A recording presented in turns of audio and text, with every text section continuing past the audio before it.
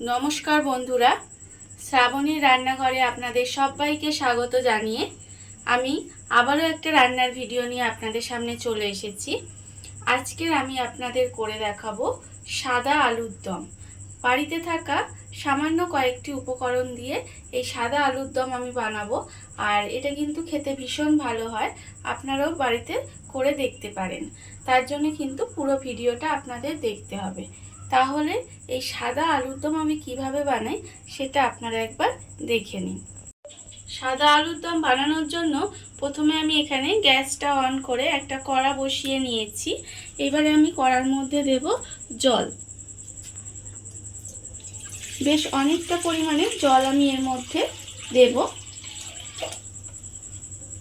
এবারে আমি এর মধ্যে দেব আলু। এখানে আমি ছোট ছোট সাইজের আলু রেখেছি, সেই আলুগুলো গোটা গোটা রেখে দিয়েছি। সেই আলুগুলো কিন্তু আমি প্রথমে একটু সেদ্ধ করে নেব। আলুগুলো আমি এর মধ্যে দিয়ে দিলাম। এবারে আমি এর মধ্যে দেব আন্দাজ মতো একটু নুন। অল্প একটু নুন দিয়ে আলুটাকে আমাকে খুব ভালোভাবে আগে সেদ্ধ করে নিতে হবে। আলুটা যতক্ষণ সেদ্ধ হচ্ছে ততক্ষণ আমি একটা মশলা বানিয়ে নেব। আমি এখানে দিয়ে দেব আদা নিয়েছি একটু, সেই আদা কুচিয়ে রেখেছি, সেই আদা কুচিটা দিয়ে দেব। আর দেব এখানে 4টে কাঁচা লঙ্কা।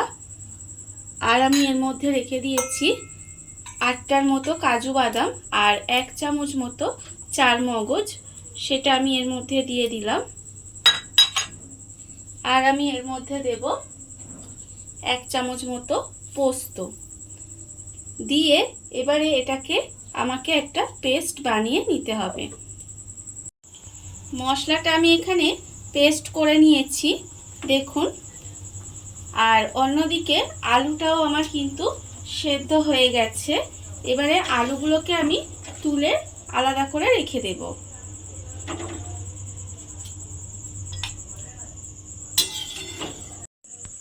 সেদ্ধ আলুগুলো আমি আলাদা করে সরিয়ে রেখে দিয়েছি। আর অন্যদিকে কড়াইটা আবারও পরিষ্কার করে ওভেনে বসিয়ে দিয়েছি। এবার আমি এর মধ্যে দিয়ে দেব সর্ষের তেল।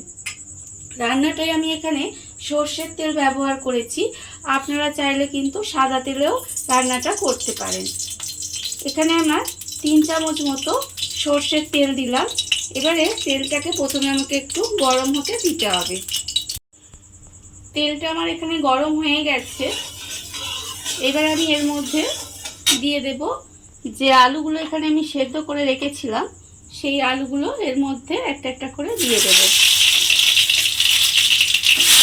আলুগুলো দিয়ে একটু হালকা করে ভেজে নেব, খুব বেশি ভাজার দরকার নেই। একটু হালকা করে আলুগুলোকে প্রথমে আমাকে ভেজে নিতে হবে। আলুটা আমি এখানে হালকা করে একটু ভেজে নিয়েছি।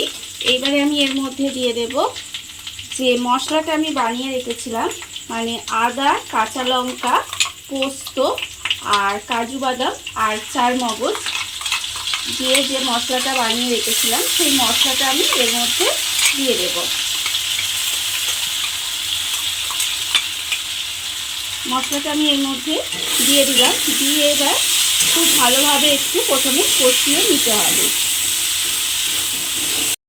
মশলাটা দিয়ে একটু আমি কষিয়ে নিয়েছি।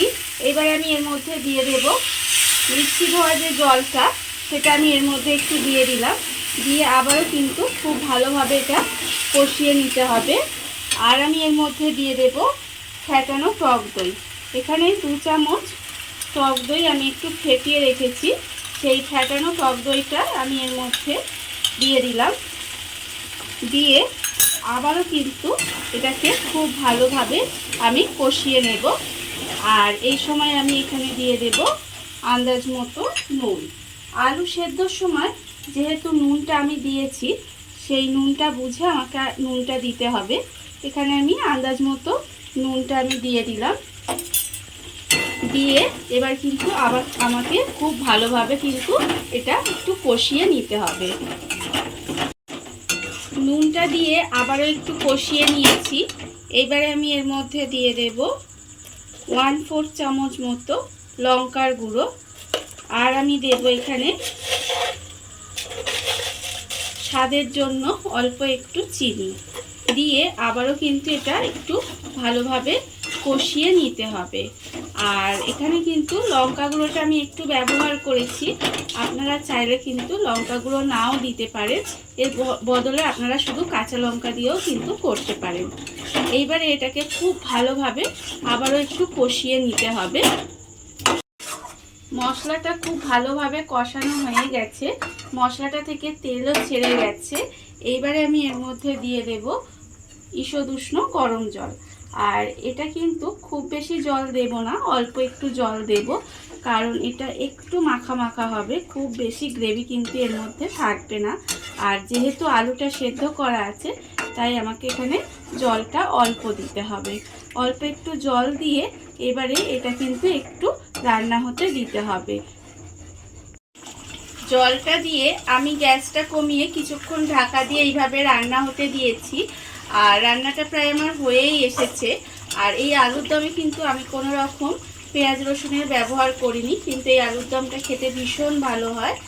আর আমি এবারে এর মধ্যে দিয়ে দেব ছোট চামচে 1/4 চামচ মতো গরম মশলা গুঁড়ো। গরম মশলা গুঁড়োটা দিয়ে আমি একটু মিশিয়ে দেব। এবারে আমি এর মধ্যে দিয়ে দেব অল্প একটু কাসুরি মেথি। কাসুরি মেথিটা হাতের মধ্যে এইভাবে একটু ঘষে নিয়ে তারপরে আমি এর মধ্যে দিয়ে দেব। দিয়ে গ্যাসটা অফ করে দেব।